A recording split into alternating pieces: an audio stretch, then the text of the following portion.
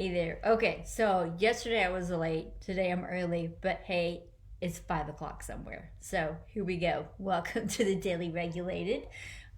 This week I am stopping by every day around 5-ish Texas time to share a daily tip for how to stay regulated. If you saw my post earlier today, um, daily self regulation has become your new full time job. It's certainly become mine. So I've been stopping by every day with little tips for how to do that. I just realized Penny the Pug is in the room. So prepare to be dysregulated as I will be if some poor person happens to walk by the window because she's going to freak out and bark, bark, bark, bark, bark, bark, bark. But anyway, okay, so heartwarming. Heartwarming. That's what I'm going to talk about today. So you just say heartwarming and it feels so good, but what does that have to do with being regulated? So heartwarming is a way, like social warmth and physical warmth is a way that we stay regulated. It's a way that we can feel safe enough to connect with other people. So we know at a subconscious level when we get around a person who feels warm, like socially warmth to us, and we feel safe and like we can connect and open up and share with them. Like that's a huge part of my job as a coach with what I do with working with women who are partners of sex addicts is creating this loving warmth space, energy, healing presence. That's the number one thing that I do so they feel safe and loved, so that you know what it feels like to feel safe and loved and supported. And that's your fundamental right. So creating social warmth is what we want.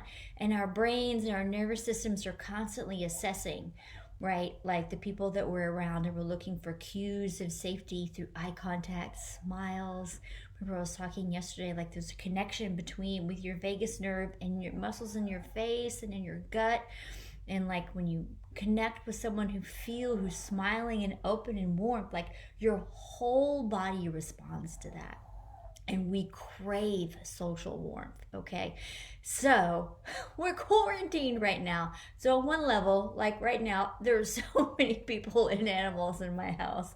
There's lots of opportunities for me to still have social engagement, but that's not true for everybody. And it's not true for every relationship, for sure. Like I have a lot of clients right now that are home with their husbands and their relationships are strained.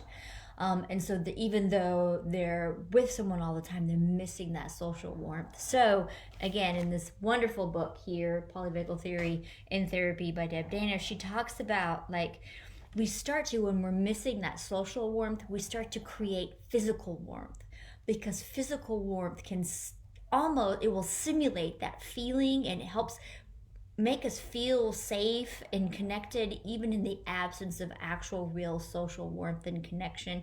So she talks about things like warm environments, like hot showers or baths are super good for you. Even just holding a hot drink, like that's why it feels so good in the morning when you got that warm cup of coffee and you're sitting there and you're relaxing and you're staring out at the trees or the ocean or wherever you are, and you have that warm mug in your hand. That's why it feels so good, because it's triggering that social warmth. It's more than just the physical warmth. And when that happens, like even holding hot packs changes our impressions of others and brings a positive shift towards connection. So like if you're with your partner and you're having trouble connecting right now, if it's safe for you to do so, like in bringing in some warmth into, like physical warmth into the environment can help with that connection.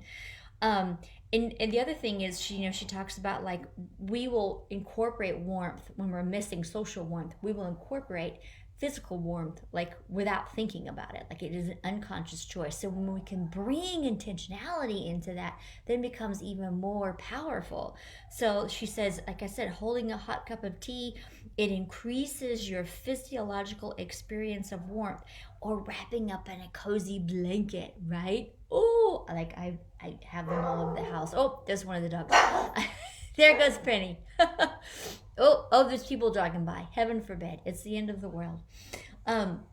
physical warmth, like physical soft touch blankets. A thing that I do to care for my own nervous system, something my therapist taught me to do. She says go sensory. Whenever my anxiety is high, I go sensory. So if we're in my office right now, okay, you see this chair? It's this lovely gold velvet. My couch, velvet. Chairs, velvet. Everything in here is pretty. You have all these beautiful colors behind me. All of that is intentional to create this warm, physically sensory pleasing environment. So if you're feeling stressed right now, go sensory. Bring in as many calming, soft, nourishing things as you can. I know if you're trapped at home with your kids, it's so hard right now. Just give yourself so much grace and compassion. And if you're feeling really stressed out, try to get outside. It's like 95 in Texas right now in Austin. So I'm going to go outside here for a little bit, had my kids out in the forest and the trails behind our house today for a little walk. But go sensory. And like I just want to say, it's so important to learn to be able to create and this connection of safety and love with yourself. And I talk about that in the comments on this post. Like, God made us for each other. I believe that, and we need other people. But I 100% believe that the path to hope and healing goes through you learning to be the love of your own life and learning how to regulate your own nervous system so that then you can co-regulate safely with other people.